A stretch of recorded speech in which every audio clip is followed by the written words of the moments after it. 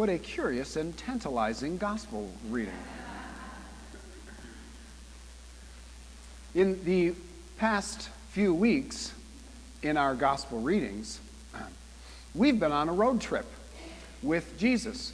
We've been journeying through the land to Jerusalem. And now, today in our gospel, we finally arrived at the holy city. And today we meet the Sadducees for the first time. Now, the Sadducees, in addition to wearing funny hats and having a secret handshake, the Sadducees were the priestly aristocracy. They were the ones in power. They were in cahoots with the Romans, trying to maintain the status quo, trying to maintain their plush lifestyle. And when Jesus entered the city, the first thing on the Sadducees' agenda was the afterlife. Where are we going? What awaits us beyond the grave? According to the Sadducees, nothing. They did not believe in life after death because they did not see it in the Old Testament law, of which they were experts. They believed in the sacred scroll, the first 5 books of the Bible called the Pentateuch. They believed in obedience to the law. They believed in the tangible, empirical, evidential, observable, practical truth.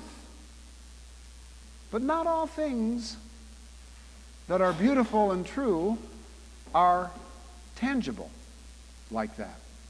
Love, for instance, or music, or kindness, or forgiveness, or joy, for example. Einstein said, there are only 2 ways to live your life. One is as though nothing is a miracle. The other is as though everything is a miracle. And he concluded, as for me, I will choose the latter. I guess the Sadducees thought that a person could become so heavenly minded that they're no earthly good. Have you ever heard that before? I think that was one of Paul's warnings in his letter to the Thessalonians. And I guess it can be true to a point. You can be so heavenly minded, you're no earthly good. But the opposite is true also, and perhaps more common. You can become so heavenly mindless that the earth becomes all that is good. And if the earth is all that is good, we've got a big problem, buddy. Have you looked around lately? What good there is to be seen that humankind hasn't buried, burned, beaten, boxed, bottled, or exploited seems to come from another source. Our goodness comes from the image of God. Isn't that why we believe the world is charged with the grandeur of God? Isn't that what keeps the universe from cracking into pieces and falling apart?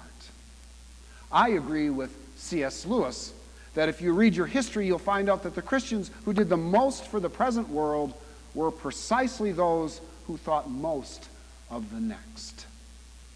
Now, the Sadducees, they concocted this story about a woman marrying her brothers, or her brothers-in-law, which was part of the Deuteronomy, the Old Text. And they asked this question to embarrass Jesus about this silly idea called the resurrection. A woman married 7 men, they said. Each one died. In addition to having a fantastic pension here on earth, who will be her husband in heaven? And I always like to give the analogy of the beautiful actress Elizabeth Taylor, who married 7 men. She married Richard Burton and Eddie Fisher and Jack Warner, and then Richard Burton again, and then Keith Richards and Snoop Dogg, and I think she even married Homer Simpson once. And finally she married Joe the plumber, all the while having a suspicious affair with the late Michael Jackson, which was, in her words, a thriller. Now, when Lizzie died and went to Hollywood heaven, which husband will she be stuck with? Will she be married to for all eternity? A brilliant trap by the Sadducees. How could Jesus possibly answer that? Jesus said to the non-believing Sadducees, even the law, the Torah, says there will be a resurrection. Since God is the God of Abraham, Isaac, and Jacob, and of course Bob Marley, Jesus argued, and since those three patriarchs were not alive at the same time on earth, in order for God to be God, they must all still be alive together in some other than earthly state, namely the resurrection. Because God is the God of the living and not of the dead. God is life. It's that simple. And it's right there in the very first book of the Bible, chapter 1. God created life. I am the God of Abraham, Isaac, Jacob, and Moses, the Fab Four of the Old Testament. So what God is saying is that God's identity and revelation is based upon relationships. They are still present, even though they have died, because God is the God of the living. When my first wife died, I looked to this passage for comfort, and I did not find any, at least at first. What? In heaven we won't be married anymore? I'm going to lose this intimate relationship? But I realized that's not what Jesus is saying. Our relationships will be above and beyond what we know as intimate. We will know each other right down to our very souls. And there will be no, this is mine and that's yours and I possess this or I need you. It will all be about giving and sharing and I want you. It is the institution of marriage that Jesus was talking about. It will no longer exist because the reason for marriage at Jesus' time was to have children so the man's name and legacy could continue. But in the resurrection, we don't have to worry about that. With no decay, with no death, you won't need to have your legacy continue because you will continue. And when we ask questions about the afterlife, for example, when an infant dies, what age will it grow up to be in heaven? What age will we all be in heaven? Is there like one best age? Will we all grow? Will we eat? Will we work? Will we write songs? Will we sing? Will we play harps on clouds? Will pizza be non-fattening and no cholesterol? Will heaven be an unending church service? Oh God, please no. And then there's this time thing. Is a second like 1,000 years to you, God? Yes. Is a penny like $1 million to you, God? Yes. So can I have a couple pennies? God, sure, in a second you can. Will we be married? Will we have kids? Will I truly have a golden Cadillac and will I live in a mansion?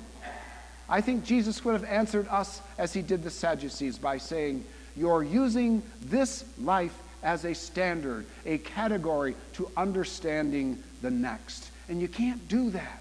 Life there will be quite different because we will be quite different. You can't compare applesauce to nuclear fission. It would be like a caterpillar saying, when I become a butterfly, how fast will I be able to tunnel under the dirt? It is bigger than that. You can't judge heaven by your view of the stars.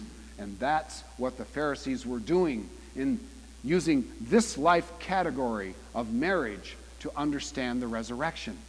It is the relationship that counts. It is the relationship we have with God that holds on to us no matter what. And everything else will be a surprise.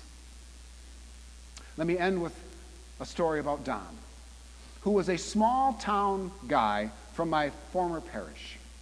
A simple country man, bit of a scraggly beard, kind of lanky, ex-sailor type. He and Betty lived in a humble red barn home, burn barrel in the backyard, lots of pine trees. Don often quoted the Bible. He wore a Got Jesus cap, Got Jesus, like the Got Milk thing. He wore it to church. He made sure he showed me every time he had it. Always had bumper stickers on his car. Honk if you love Jesus. Don would have loved that song, the anthem today. Don was simple, but he was kind of fidgety too, and he paced a lot, and it was hard for him to sit still. And he was in his late 70s, and if you observed closely, you could see the signs of dementia.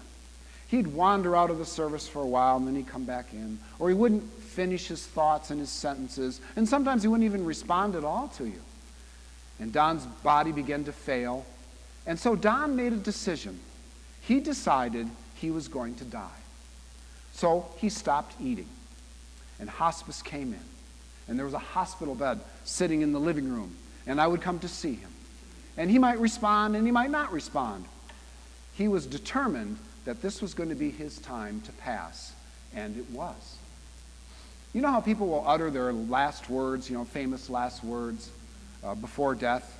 Like the clergyman Harry Ward Beecher, who said, "Now comes the mystery," and then he dies.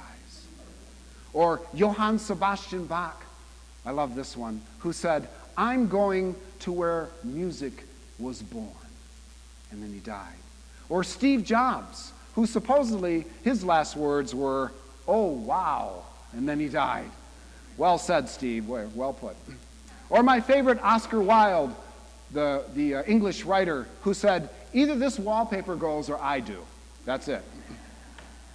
When I visited Don, he lay quietly in his bed. So I'd talk to Betty, or I'd talk to one of the kids, or we'd just sit for a while and just be quiet. And she would serve me some of her famous instant coffee. Blech, it was awful. And at the end, one afternoon when I was visiting, Don said his most famous last words. He actually broke into song after I don't know how long of being quiet. It was in this unearthly voice, and he sang, "When the roll is called up yonder, when the roll is called up yonder, when the roll is called up yonder."